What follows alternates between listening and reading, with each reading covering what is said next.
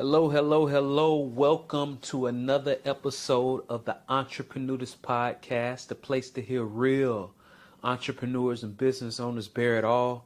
Today we have a special guest on the Entrepreneurs Podcast. We have a professional joy seeker. I bet you didn't even know that was a thing, right? A professional joy seeker, Shakira Thomas, that's also a realtor, a real estate agent, and a realtist, right? A realtor is always a real estate agent, but a real estate agent isn't always a realtor. And neither one of those aren't always a realtist.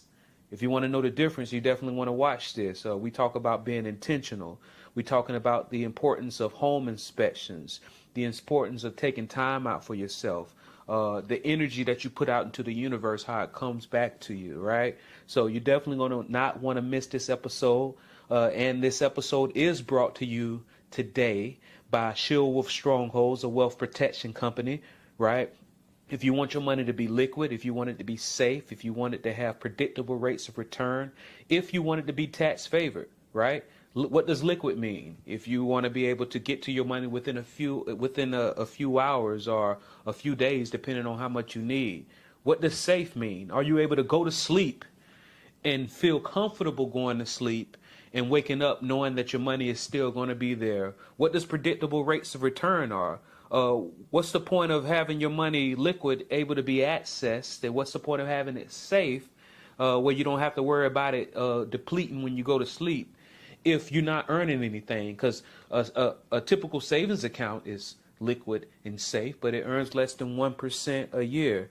And you want it to be tax favored. What's the point of having something that's easy to get to, something that you can sleep well at night, something that's getting you great returns to where when you actually try to use the money, Uncle Sam taxes you and take a majority of it from you? What's the point? So definitely, if you're somebody who wants your money to not endure those trials and tribulations, reach out to ShieldWolf Stronghold at ShieldWolfStrongholds.com.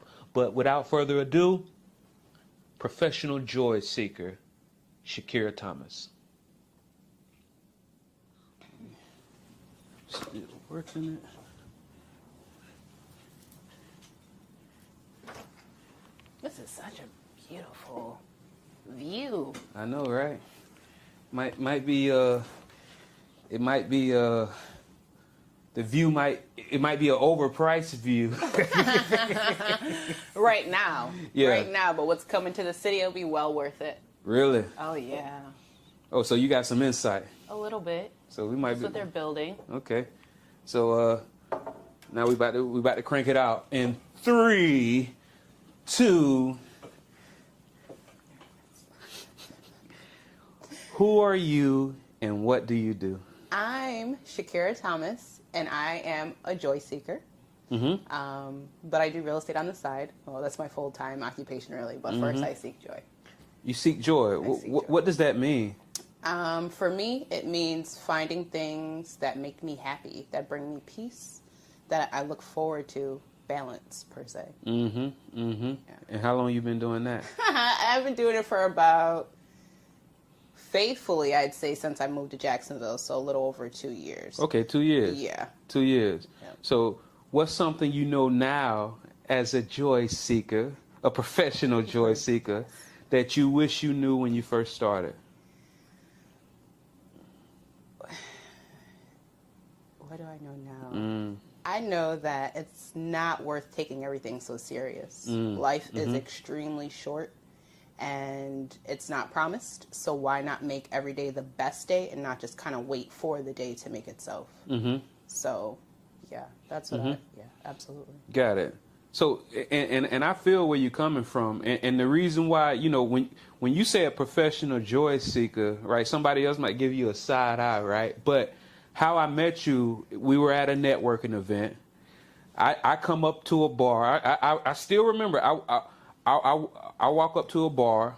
I'm getting a drink. You at the bar, and you're like, "Who are you, sir? What do you do?" Right? Is that your thing? Do you always engage people like that? Most of the time. It depends on what I'm feeling from the person, I guess. Not everybody kind of gives you that open, receptive feeling. But at networking events, the whole goal is to network. So why not just go ahead and jump out there, because I already went for a reason. So. See, and it's another level to it, right? Because you came to one of my events, the Entrepreneurs Get Together event. We're going to talk about that, really you know, what you thought about it and all that good stuff. But I came across somebody else that ran into you. One of my colleagues, somebody that was at the event, said he was just outside putting like flyers in windows, right? And then he said somebody, and keep in mind, he didn't mention you, he didn't describe you, but by this time I had that encounter with you, right? He didn't mention, he didn't describe what you look like or nothing. He said, man, I was outside putting, somebody said, excuse me, sir, what are you propositioning? Right? And then as soon as he said, I said, did she have like what do you call sister locks? Yeah. See, I don't know the name, but I said, like, did she have like kind of like shreds? I think that's what I called it. He's like, yeah. I said, bro, she's one of those people that just engages, right? So why did you do that? Like, so it's one thing to see somebody putting flyers in a car. What makes you even then? Because you weren't in the networking event, you were outside of it. What makes you even then do that? I was trying to figure out what he was doing and why. A lot of people, I can't speak for other people, for myself, sometimes I don't step out and promote myself per se. So to see someone just out there, I think he was in a suit that day. Yeah, I know who you're talking about. He was in a suit and he was just putting stuff on cars, and I was like, well, that's ballsy. Like, why do you feel you're doing this, and what made you do it? So I wanted to tap into his brain to see why and what made him do it. So it's just like, hey, so what are you doing and why? So yeah, that's why I did it. And that was Chris Taylor with Taylor Pro Painting. Yep. He runs a family-owned business, and I believe the business has 30 plus years experience, commercial and residential painting, right? Yeah. So yeah, I mean, that's good. So what the title again? Professional joy seeker. Professional joy seeker. Yes. All right. So the joy seeking, what made you develop that? What made you decide, all right, this is what I'm going to do, and how are you able to fund that lifestyle? Okay. What made me do it was, let's bring it back to 2020, COVID. When the world was shutting down, I decided I was going to resign from my job and move to Florida to become a real estate agent. So it was like, you're in it, so why not take full advantage? If you can move in a space that quickly while the world is shutting down and everybody's in this fear mode, you have nothing to lose. What is there really to lose? So just go for it. How do I fund it? I saved for several years so I could, when that day came, I didn't know when it was going to come. When that day came, I would be able to fund myself and my living without having to worry about it. And I'm a disabled vet, so praise God. I got a check that comes in every month too. That's perfect. Yeah. Because I did see your veteran status. Now, and so let me go ahead and ask you this. I know a lot of veterans, right? And I'm also good at reading body language.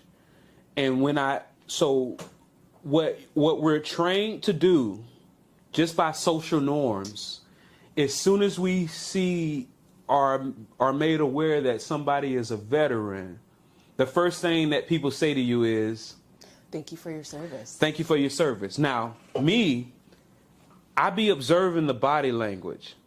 And when I say thank you for your service, I see that they take it, but it's kind of with a little, so those people that I've asked, because I've asked multiple, and everybody that I took the time to ask privately says they appreciate it, they accept it, but it's nothing wrong with just nodding, because some people don't take that thank you for your service the way we think. How do you feel about getting thank you for your service? It's like a gray area. I never really knew what to say to respond. So, you ask other reps, well, what do you say? And I was like, they're like, well, thank you for your support.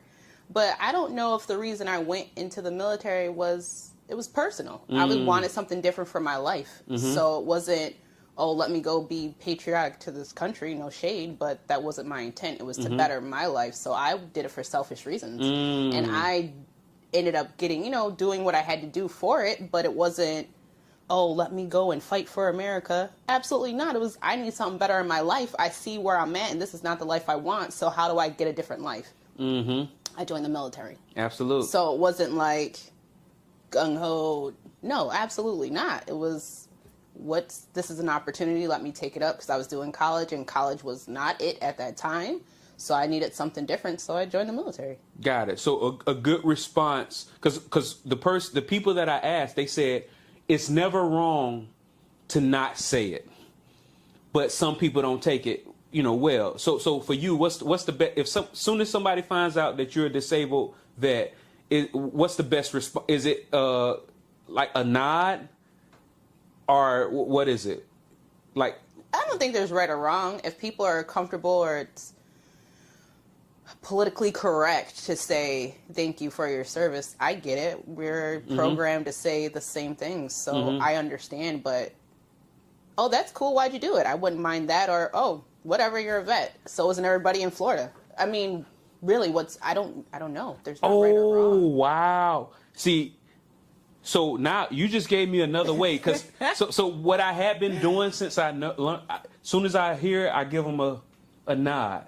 But what I just learned from you and what I'm going to input in some of my engagements is, when I find out, I'm going to say, okay, what made you join? Because you're getting to know the person and they're behind, and not just the fact that they serve the country. I know a lot of people who did it for their personal reasons. But then I know some people, but I mean, really at the end of the day, we all joined to get away from home because life was a certain way or you wanted something different. But everybody else's reasonings are a little deeper or not deeper. So I know people who joined the military for the school benefits. And that was it. So I know people who wanted to save the world and join the military. So you have the, I guess, what is it? The spectrum. Yeah, it's a spectrum. Of what people's reasoning are. But I wouldn't be opposed to someone was like, oh, well, what made you join? Whatever. Oh, that's cool. You're getting to know me on a different level, not just as a veteran. And you know what I connected, because the reason why I recognize the body language so well, because I'm going to give you two scenarios that I've seen it. For example,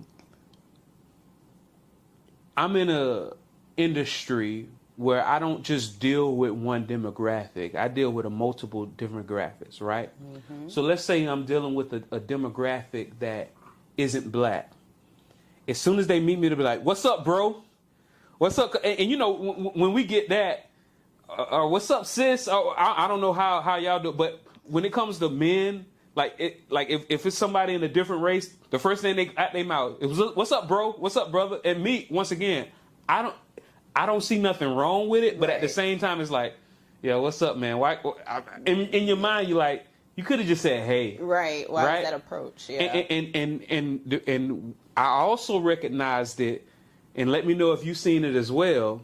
Let's say if I meet somebody that's Hispanic, and instead of me saying, "Hey," I say "Hola," right? But they never say "Hola" back. They always say "Hey" back. And I'll be like, they're giving me what I give other people.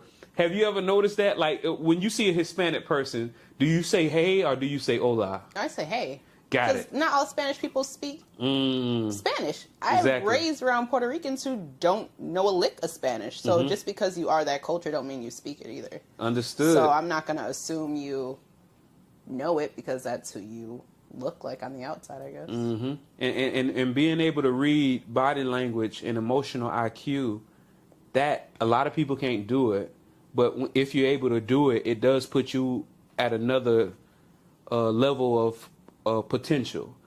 In your real estate, does emotional IQ or reading body language is that not a factor in how you do business? A major factor, because you have people who are making most of the time, the largest purchase of their life.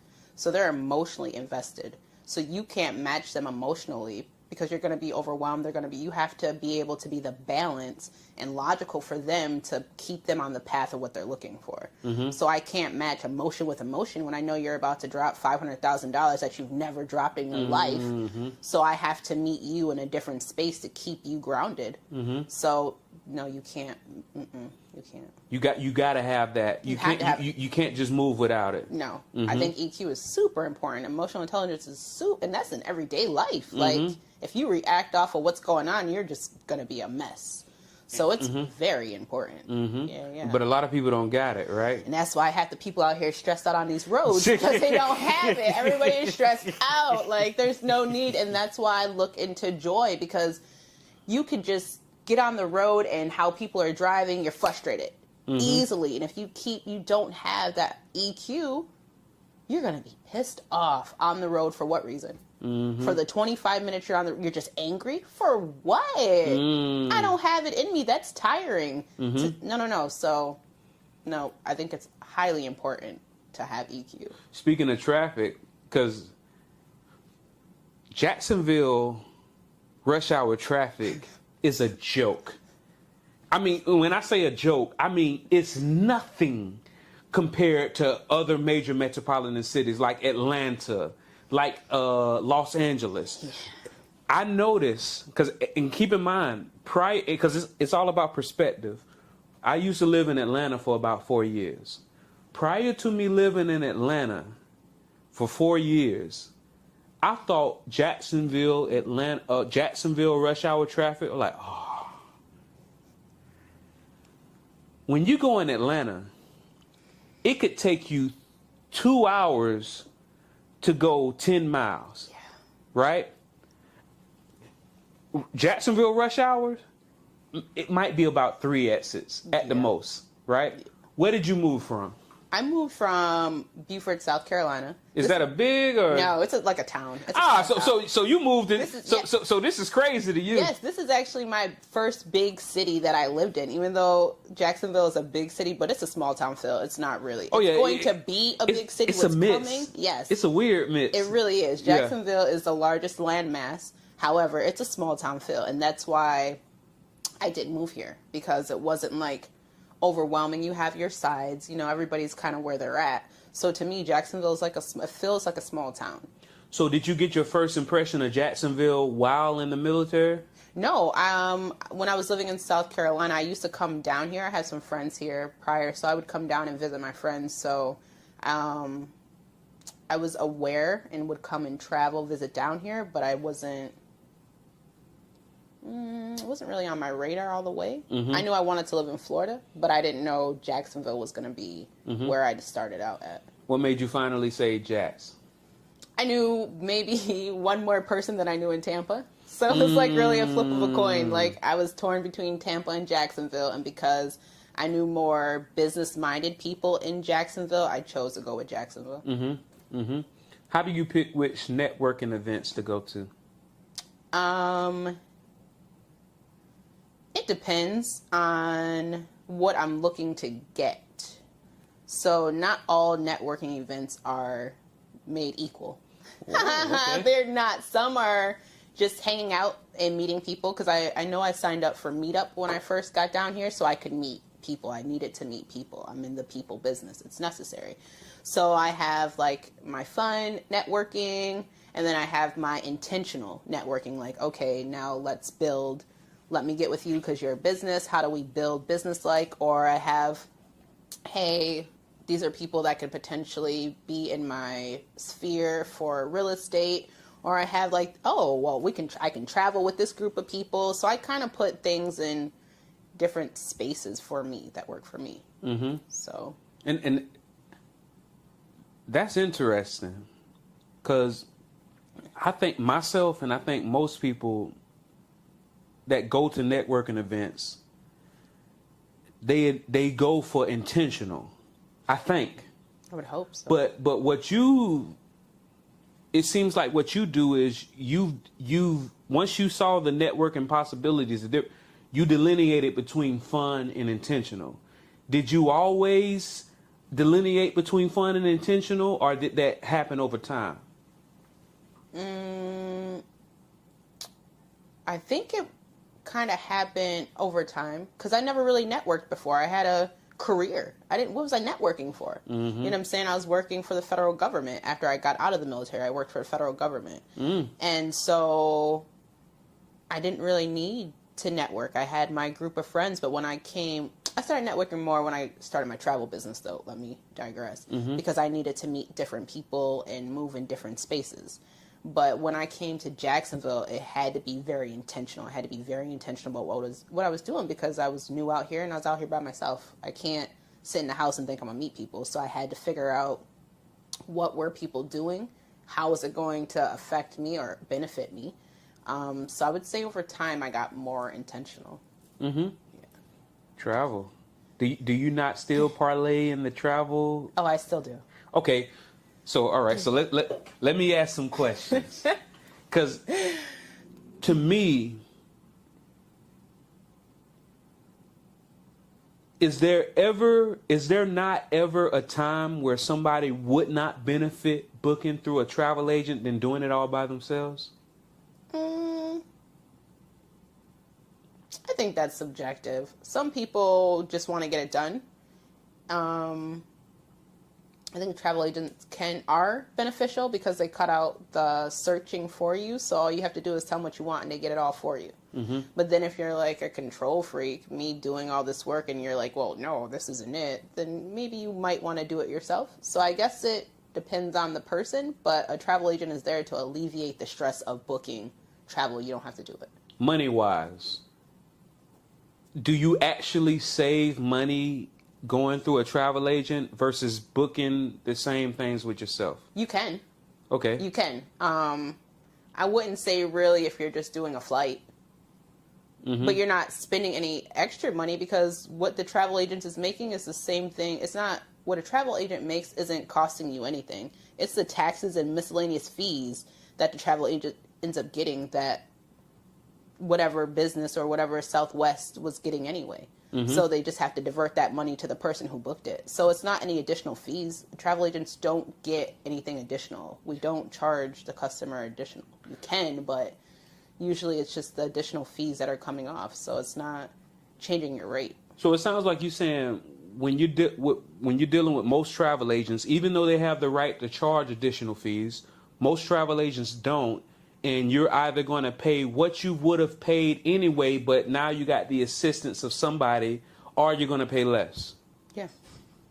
That's cool.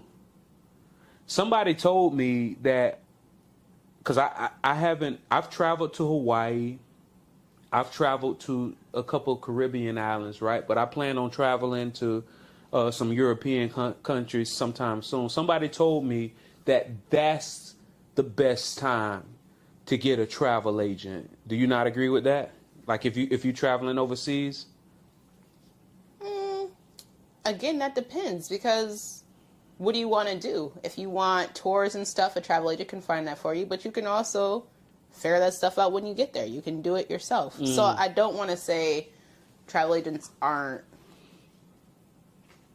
good resources. They absolutely are. They take away the work you don't have to do. You don't have to search 15 different sites to figure out what you're looking for. You tell a person what you want, and then they find it for you and send it to you, yay or nay. That's it. So it kind of, if you're a busy person, when do you have time? Unless your assistant is going to book it for you. You know what I'm saying? If you're on that level, when do you really have time to set up your own trip? So you delegate or you hire help. When you have it, you always, because that saves you time. I believe in finding ways to save yourself time. So. Because time is valuable. Very. More valuable. What is that? It was that one guy said, I saw, it's a clip that goes around where the guy says, would you be happy if I gave you $1 million today? And then the couple are like, yeah, we'll be happy. They're like, well, what if I told you that I'll give you $1 million today, but that means you die tomorrow? Would you be happy? Oh, no, I don't want the million. All right, well, what if I told you I will give you $1 million today, but you have to give up your children? Oh, no, I can't do that. So what you just told me was time and family is more valuable than $1 million. Absolutely. Because you can't get time back. You can get the money back. The money will always come back. People fail to realize that. There's no money is limitless. It's energy. Currency is energy. Yeah. Energy always flows, so money is always going to come. Time, Oh yeah. there's a stop on time. Yeah. So, yeah, no. You can always get the money back. Yeah. I don't think words are not an accident. They call money currency, and current water current, like you said, it keeps moving, it keeps flowing. If you want the full benefit of money, you got to keep it moving. Keeping it in a savings account, a standard savings account, you will always lose. Like even the parable of the talents in the Bible, the person that just buried the talent in the dirt got chewed out by his master. He said, "Don't even you wicked, you wicked." He called him wicked because he did not do anything with the money that he was given. All he did was bury it. And in my mind, that's the equivalent of just putting money in a savings account. All you're doing is just burying it, right? Time is very valuable. And I'm pretty sure you save people a lot of time when you help them out with their real estate. So what made you want to get into real estate? So when I was in South Carolina, I was kind of stagnant in my job. So I was looking for something else. So I got into property management. And I love that I was able to move in a space I wanted to. After I got off of work, I created my own schedule to fit in property management. And I love the fact that I was in control of my schedule. So I was like, oh, I like certain parts of this. This rocks with me. I like it. And so I was like, let me try something else. Let me shoot for real estate. Let's get to the buying and selling of real estate. What is this about? And I did it because I was time freedom. Even though you spend a lot of time, don't get it misconstrued. You definitely put some time in, but if you believe in time management, you create your days.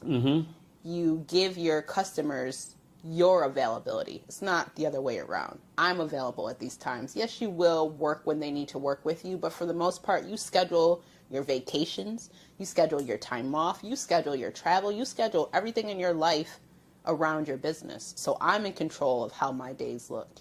And then, you add people in and move accordingly, but I'm in control. I couldn't ask for anything more.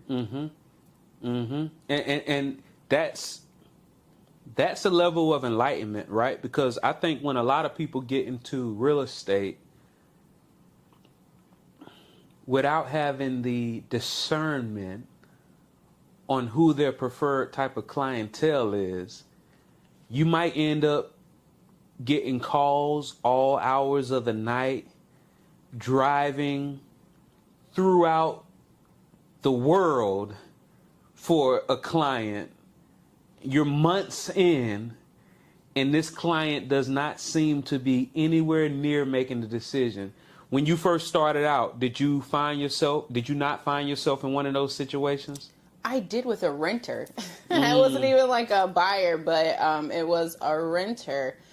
And then I was just like, I can't keep moving in this space. Like, I did it for the fact that it was getting to know and moving through the city and just trying to help. But it was like, what are we doing here? Why is it taking us 8 months to a year to find an apartment during the hottest season? This makes no sense. So I had to pull back and realize I was in control of my schedule and I had to move accordingly for me. So if you let your customers run you ragged, they will. However, when I sit down with my customers, I do a buyer's or seller's consultation and I let you know my availability. I let you know straight up, and I want to know your expectations of me as well, because I want to know yours, and I'm going to give you mine. So right from the beginning, we know how to move with each other. Don't call me after a certain time unless something's on fire, because depending on your lender, they're not available. Banks can only move so much things, you know what I'm saying? So there's only so much I can do for you in the space because people have lives, and it would be selfish to try to stop them from their lives as well. But sometimes people are, again, in their emotions, so they're just thinking about them, and that's when the realtor or real estate agent, whoever they are, should pull you back in to let you know where you're at. So it sounds like what you need to do is set healthy boundaries in the first meeting. Not wait till after the agreement is signed to start setting boundaries. Right. But in that first meeting, you're getting the agreement signed. You should be getting the agreement signed in that first meeting. Because what it is because there's a difference, right? Because the reason why I'm differentiating is some people, not just in real estate, but in every industry that requires getting someone's signature, they might have a scarcity mindset to where they feel like, all right, I need to get their signature. All right, so let's say this is the same meeting. In both scenarios, you're getting a signature. But there's two different ways of going about it. It sounds like what you're saying is before you get the signature, you set the healthy boundaries, whereas somebody might get the signature and then wait until the same day and then say they healthy boundaries. Is there not a difference to you? Absolutely, because I think that's kind of false. Because I signed with you ahead of time, but you didn't tell me what you expected. Because my thing is, it's an interview. Because everybody's not for me and I'm not for everybody. So in that time frame, I'm telling you what's going to work for me and not work for me. And you're telling me the same thing. And if it doesn't align, I wish you the best. I will refer you to someone, but I don't think this is going to work. And that's okay, because all money is not good money. And why am I going to sit here and stress myself out on someone that potentially is not a match for me? So we go 4 months and you're stressing me out for what? No, thank you. I appreciate your time. This is not going to be a fit. You take care. I can refer you to someone if you'd like. You don't have to take everybody that approaches you. Absolutely. And that's life. Relationships, friendships, business partners. Anything with a ship. Yes, absolutely. Absolutely. So how do you feel about qualification versus non-qualification? Meaning that if somebody is reaching out to you and they have not had a mortgage company approve any amount, how do you feel about that, and what do you typically say in that scenario? That's perfectly fine. That is perfectly fine. Sometimes I think I'd rather you come that way so I can guide you with my team of people that I know. I give you options, you know what I'm saying? But the options I give you are people I've worked with or have gotten good reviews from that I know work well with me. So I'm going to give you options to pick, but I know of these people and how to move with them. So it's good, because if you go, let's just say, and not to badmouth banks or anything, but just say you get your loan from a bank, you're going to get banking hours. You only have access to that lender or that bank from 9 to 5, unless they have a real estate division, which a lot don't. So that's your access. But if you go with a lender or a broker, you have access because they're a person and they don't have banking hours. They're more open. So when you build those relationships with other people, you know what time you can reach out and can't, because it's set different. Banks close. How are you reaching out? When you're getting done, you're not. So I was saying that why?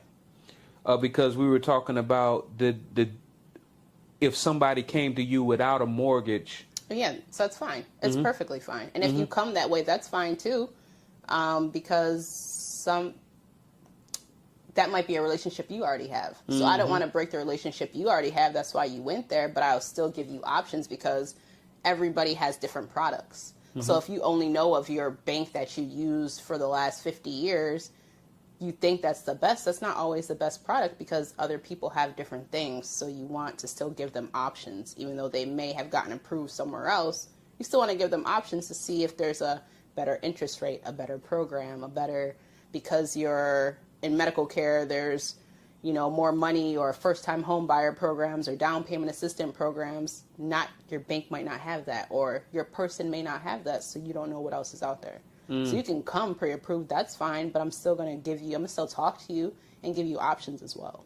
So it sounds like if somebody is watching you right now and they like your personality, they like how you upfront, and they don't have a pre-approval, they shouldn't feel insecure about reaching out to you in advance. Absolutely not. And they'll probably even get a better deal by reaching out to you prior. I'll get them on track. That's the whole point. I'm here to guide you through the transaction. So I don't expect people to know about real estate because I didn't really know about the things I know now because that wasn't my field. You know what I'm saying? So when that's your field, you know more. You have some knowledge because it's on the internet and you can Google stuff, but that doesn't necessarily fit for you because everybody is different. People have different needs. People have different requirements. People have different... It's never the same for two people because nobody's the same. So your credit profile is not going to be the same. So you can't expect to get the same thing that your friend got, but they make $20,000 less than you and have a credit score that's 40 points higher than yours. You know, so no one is the same. Is there nothing that you learned during your property management days that you apply to when you're helping somebody pick out the perfect property?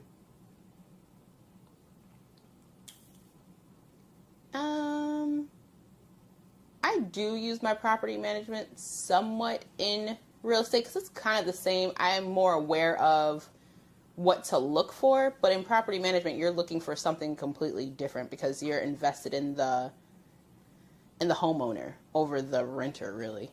We want to make sure that investment is solid. So I'm looking at how you're treating this property and stuff like that. And on the sell side, I would say they're completely, I wouldn't say two different worlds, but you're doing things differently. But you're still dealing with people. So I would say property management helped me deal with people who are maybe not always the easiest. Or maybe the easiest because they have discipline or whatever, because I was in a military town then too. So I guess it kind of depends. But they're the same realm, but they're kind of different. Yeah, because for me, it seems like, because it sounds like you said, as a buyer's agent, you could, that insight could potentially help out, right? To me, that's what I was thinking. I was thinking if somebody was in property management prior to becoming a real estate agent, they know exactly what it looks like to put lipstick on a pig. Do you know what I mean by that? Like dress it up to make it look good? And once again, it's everybody is able to go in and better their home in order to get a higher selling cost. But I'm talking about, you can look at it and be like, this is a temporary repair. This ain't no permanent. Right. I'm looking at this putty. I'm looking at within 1-2 years. You're going to have to, And to me, it seems like somebody that's in property management, even if they don't even realize it, they picking up on that immediately to where they go into their buyer and saying, hey, see how this looks, but look at that. Look at that right there. Yeah. Right? So your eye is different. That is true. I like that you did break it down like that. That is true because your eye is a little different because when you have some homeowners in the property management realm, they need that payment to make their mortgage, which sometimes isn't good. They don't have a lot of extra money because when you're renting off, your cash flow is maybe $200-$300. So if you're not putting that into an account for what can happen, when it happens, it's not looking good. Because I believe people should be proactive instead of reactive when it comes to their homes. When you're reactive, it's too late. Now you're at $10,000. When you're proactive and you have the money and you're taking care of it, you're not going to have that big expense when it all falls to shit, per se. So, again, that depends on your homeowner in that property management realm and then your seller, per se, because sometimes they don't keep their house up to par and that's why they have to sell. So you can tell, oh, this was a quick fix, but that's what inspectors are for. So that's not really for me to do. I can see it, but being the fact I'm not an inspector, I don't like to step over into a realm where I don't have a license, and that's not my my realm. Your forte, yeah. I only go so close because I don't want my eye to potentially be wrong because I'm not certified in that field. Understood. So that's why I say your team is important as well. Oh, yeah, in general. Is there nothing that you do different when you sign up as a seller's agent versus a buyer's agent? That I do different, or like the process different? Wait, just process, just whatever you're thinking. because a lot of people don't know there's a difference between, well, a lot of people don't know that, at least as the agent, you're going in your mind thinking, all right, am I the buyer's agent or am I the seller's agent? I don't know if there's a difference, but I know there are different titles. Yeah, there is a difference, because when you're working with a buyer, you want them to find the best property, hopefully within their budget. Some people don't look at it that way. But when you're on the selling side, you're making sure that house is the best up in their price range to get it off the market, to get bought. So you want to make sure you're getting some things done. If you can afford it, not everybody can. So sometimes that's why people sell as is, because they're not going to do the work because they don't have the money to do the work. So then you have to make sure your buyer gets inspections. So there is two different realms, because you want to look at it differently from both angles. Now, I don't think I really treat them different, but what I expect from them is different. Because I need my seller to have their house in order. You can't have dogs sent, or, you know what I'm saying? Like, hey, you need to do this, this, and this before we can even put it on the market. I'm not going to require that from a buyer, because we're just looking at homes to figure out what's going to fit best for you. So I would say there is kind of two different standards when you're a buyer's or seller's agent. Are your written agreements not different? They are, because you're listing a property on the selling side, and you're taking people to find property on the buying side. So the requirements are a little different. So what should somebody, if somebody was looking to hire an agent, is there nothing that they should specifically pay attention to as it relates to the agreement?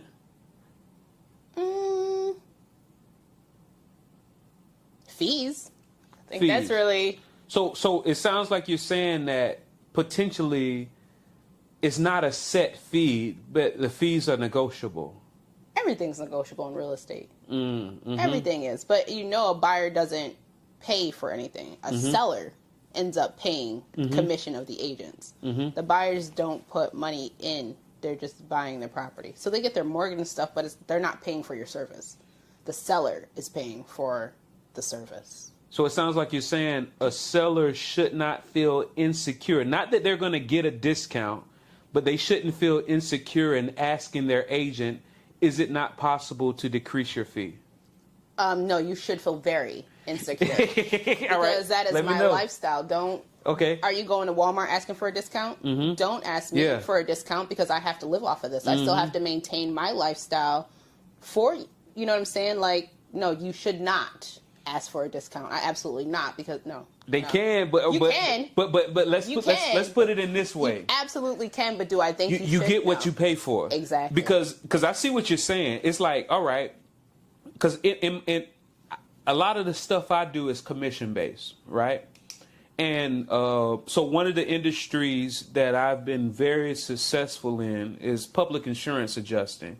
A lot of people don't even know what a public insurance adjuster is. Basically, what a public insurance adjuster is somebody that if you have an insurance claim, we work for you. Because if you think about it, let's say somebody borrowed some money from you, right? And what they borrowed, you wrote it down on a piece of paper and put it in a drawer, because you don't have a good memory, right? So let's say they borrowed $1,000. You wrote down $1,000 that they borrowed, and you put it in a drawer. And then they came to you a couple months later and say, hey, how much do I owe you? And you can't remember how much they owe you, but instead of looking at the paper that you wrote, you say, well, how much do you think you owe me? And they might be like, 500, right? So imagine having the person that owes you money tell you how much they owe you. That's the equivalent of filing an insurance claim, having the insurance agent come out, and that person telling you how much they owe you. Okay. They're the ones that owe you money, but they're the ones that's telling you how much they owe you. Whereas a public adjuster is essentially you saying, hey, go grab that paper, out of my drawer and tell me how much they owe me. That being said, the maximum that a public adjuster can charge in the state of Florida is 20% of recovery. I charge the maximum. As you should. The maximum. The only time that I ever give a discount is for a senior citizen, right? But that being said, I charge the maximum. There are public adjusters that charge 15, 10% in Florida. Some even less. But you get what you pay for, right? Because you charging this person that set fee that you feel is your value means you're going to do what it takes to negotiate them a higher sell amount to where that 10% person that's probably or that because I don't know what y'all percentages are, right? But that person that's cutting their rate, you're getting a cut job. And they probably really need this money, right? So now, instead of negotiating the best that they can for you, because sometimes with negotiation, the best position in negotiation is being able to walk away and mean it. If your agent does not have the option of walking away on your behalf, now you just got, you could have got $500,000 for your home, but they negotiated you $450,000. So in order for you to save a couple percent, you just lost 50,000 plus. So do you not have any like horror stories that you heard of or encountered somebody they went with the cheaper agent and came out less? No, not really.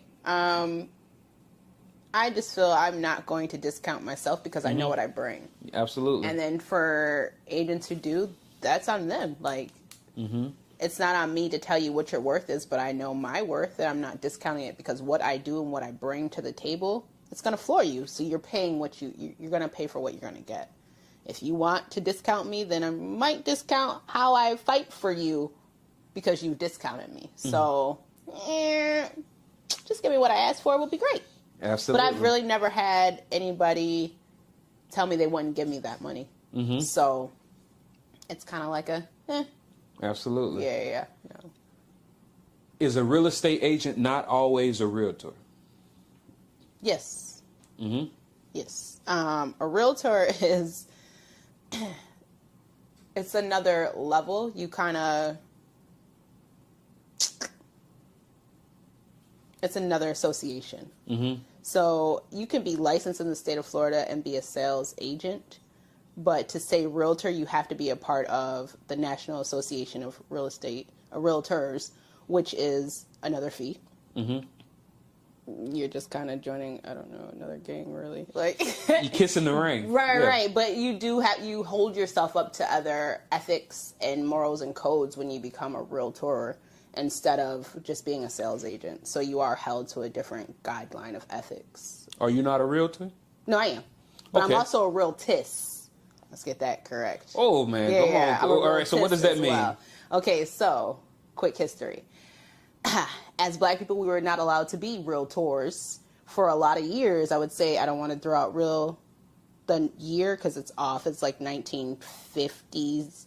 We were not allowed to be realtors. Wow. So they created a group of Black people and became realtists. Right. How do you spell that, realtist? R-E-A-L-T-I-S-T.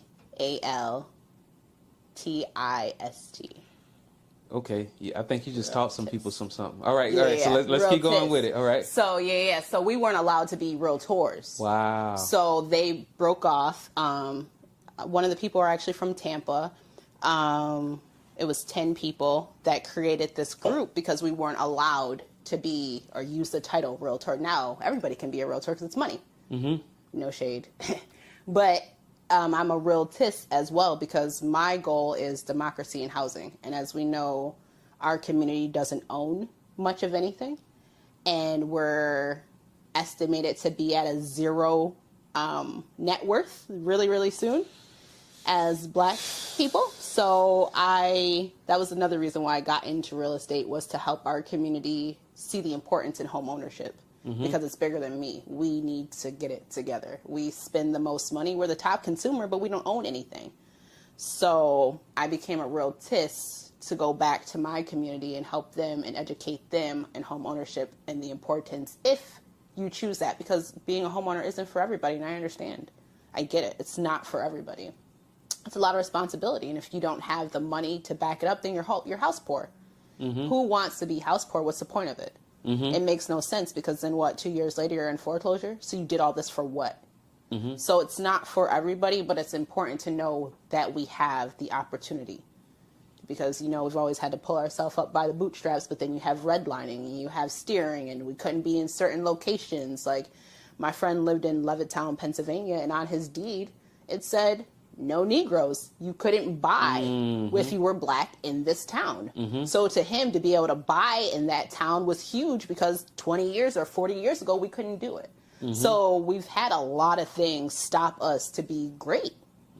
But we have to still be great. So, yeah, I'm a realtor, but I'm also a realtist. And in my 37 years, that's the first time I've ever heard that. Thank you for sharing that. Absolutely. Right? Because you seem very passionate about it, right? Very. Because, yeah, there was so much. I see the value in integration. And that's essentially what happened. It sounds like what you're saying, what happened around the 1950s was they saying, all right, we're going to integrate you all into this Realtor situation, right? However, without that, it was a group of people that said, we don't need integration. We do need to set up a community that has higher standards than just somebody that got a license, but we don't have to be a realtor. We can be realtists. That's strong. That's the National Association of Real Estate Brokers, because we weren't allowed to be realtors. So that's strong. Yeah, they had to break off and create something because we weren't allowed to be a part of it. But then when it came to money, because America's about capitalism. Oh, yeah. Let me get that money. Come on, come join. Everybody can join. We want you all now because, you guys are making money and you're making your way in real estate. Come on. Yeah. But we had to establish our own, so we were able to move in that space and get the proper training and stuff that we needed that we weren't allowed to get because we were born black. So at this point, can anybody be a realtist? Like, can a Caucasian person be a realtist? Yeah. Okay. We're not opposed, but we would just hope your values align. So if you're not looking for the embetterment of the black community, it's probably not for you. Again, it's hard work. It's not just about the money. Absolutely. Hard work is not HARD, but HEART. Yes, heart work. Yes. And I'm imagining there's a lot of heart work when working with rental customers.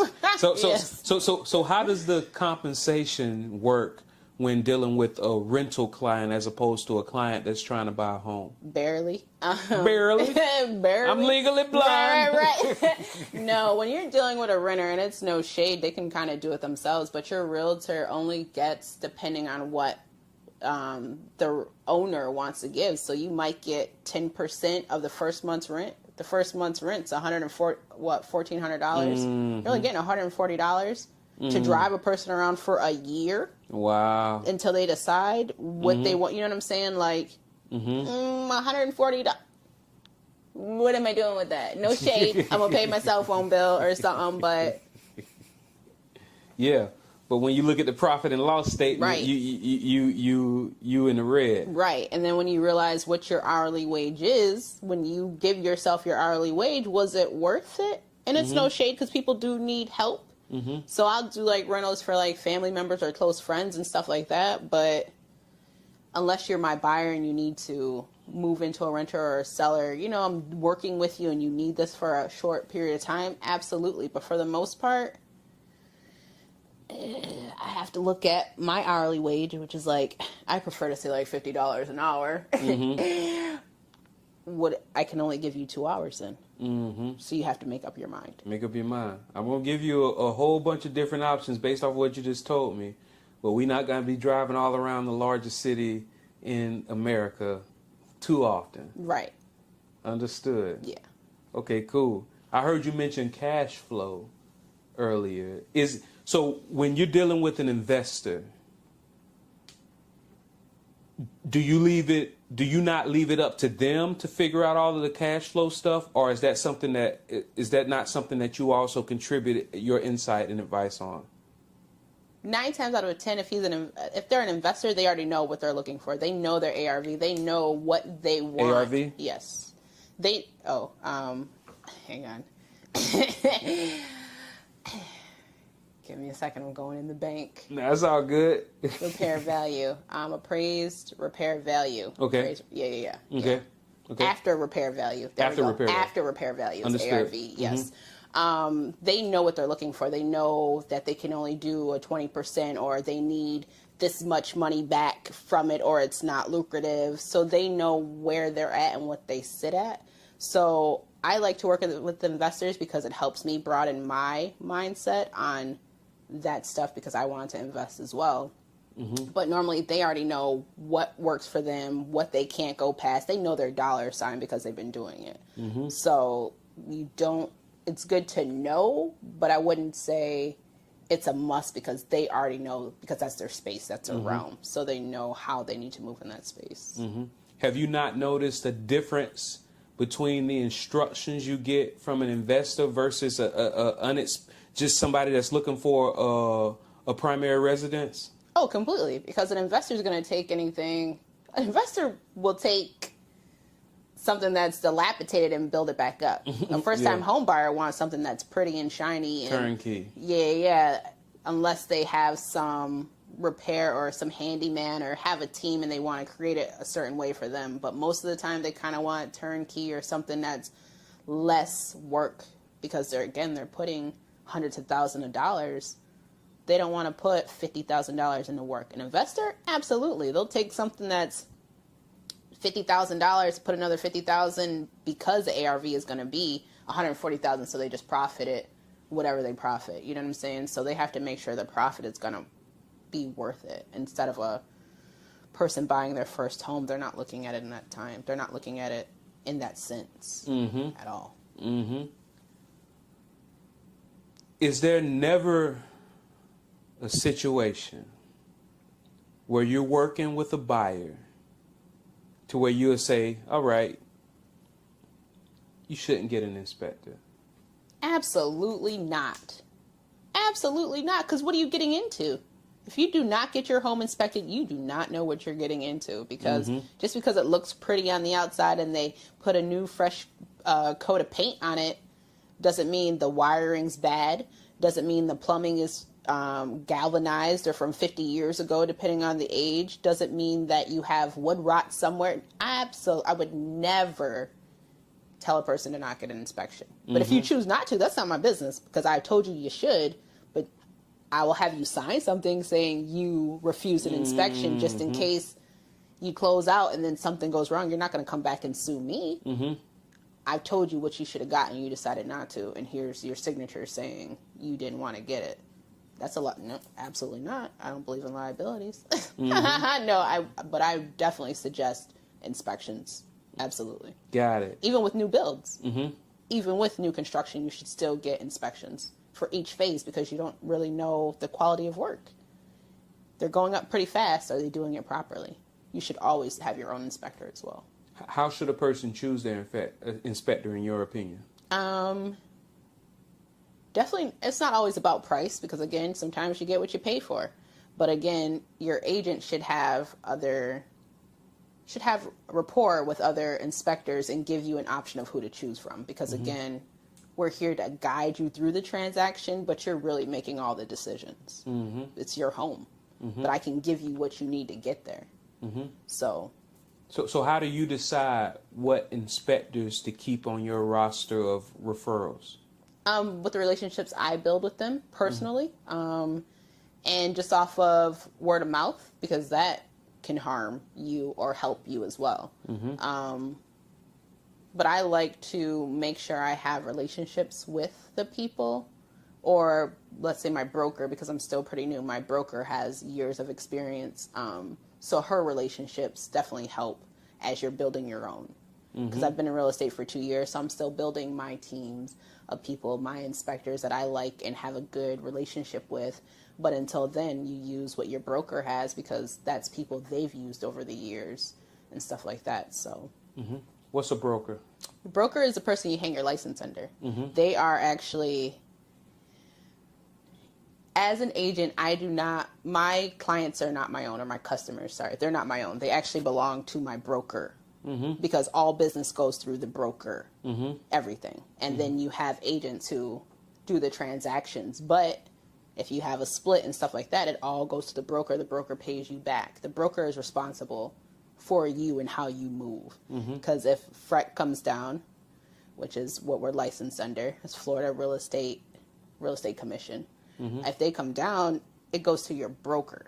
They're going to get in trouble, and then you have to pay. You know what I'm saying? You get in trouble, but it still sits on your broker. Your broker is responsible for everything you do in real estate. Yeah, because I know an advantage of being a broker is you're collecting commissions off of the sweat equity of a lot of agents. But one of the disadvantages, is you also accept all their liability. Yes. Is there nothing that you can say that a new real estate agent should look for when it comes to choosing a broker? No, because everybody needs something different. What I need from a broker might not be what you need. Depending on what you feel about training. I think training is very important. Not all brokerages offer it, or they don't offer it as often. So it really depends on what you need to grow yourself. You should know what you need in order to be successful in your business. And over time, they help you figure that out too. So it really it depends on the person and what they're looking for. I do suggest everybody interview multiple brokerages before making a decision. So you see what there's to offer, you see what the splits are, you see what the fees may be, because one brokerage doesn't have fees, another one might. You have different, I don't want to say junk fees, but there's just fees. So what are you willing to pay? What are you not? What type of education do you need? Do you need to be handheld? Or are you okay being thrown into a big name company where you're potentially just a number and you don't have access to your broker? It really depends what you need. Yeah, because I know one of the strategies that I heard a lot of agents say is, so because every area has because I think in Jacksonville, I don't know if this is still the case, but one of the largest brokerages, real estate brokers, was Watson, right? And I remember what somebody, and I heard several agents say this. They say, when you first start, join Watson. Get all of their training, learn how it's supposed to be done. Because not just Watson, but every big brokerage like that in these different towns, they're typically going to take more commission from you because they're giving you training and they're giving you leads, and you're going on these tours and all of that stuff. But they say after that, maybe 2 or 3 years of that, you can probably join another brokerage to where maybe the split might be 90-10 your way. But by this time, you got a bunch of training, you've seen how it's supposed to be done, and you got your own word of mouth circuit. So you can make more commission by getting less training and less leads. Do you not agree with that? No, because I actually went to a boutique brokerage. From off jump. Went to a small boutique black-owned brokerage because that was something I needed. I wanted something that looked like me, so I could relate in that space. Because sometimes it's not always relatable. You know what I'm saying? So for me, I went to small because I felt it would be more, I don't want to say handheld, but you have more access to your broker for the hard questions and the things you really need. You have more access. Now, if you're in a brokerage with 150 people, how much access do you have to your broker, but they're taking this big amount of money from you? How is that helping you when you're new? So for me, I went to a smaller brokerage, not to say to be handheld, but to be able to have access to my broker. Hey, I have a problem here. What do you suggest? Or can we move in this space together? What do I need to do? Where I only know we have 28 people now, but when I started with her, it was, I want to say maybe 15. So you had access. I still have access, but you had access. You got more hands-on training. You got to move in a space that worked for me because that's what I needed. So again, I don't always believe go with the big because big might not be good. If you need more direction, maybe big's not for you. Maybe you need to go small so that you can get handheld to figure out what to do. Because it's not as easy as it seems. HGTV or whatever it is, HGTV, it's a lie. Real estate is not that easy, and that's why we have such a high washout rate. Yeah. I want to say 86% of people don't make it to their first renewal. Yeah. That's huge. That tells you right there, this is not for the weak. I promise you, this is not for the weak. So, again, it depends on what you need to find it. For me, it wasn't going to the big companies. I needed something small. That's what it is. Do you not have any intentions on becoming a broker yourself at some point in the future? To be continued. To be continued. Yes. I absolutely do. Is there no question that you wish that I asked you? Is there no question? No. I don't feel like you really threw me out there to swim with the fish. No. Yeah. No. No. Do you not have any affirmation or affirmations that you want to put out into the universe? Oh. Right now. Right now?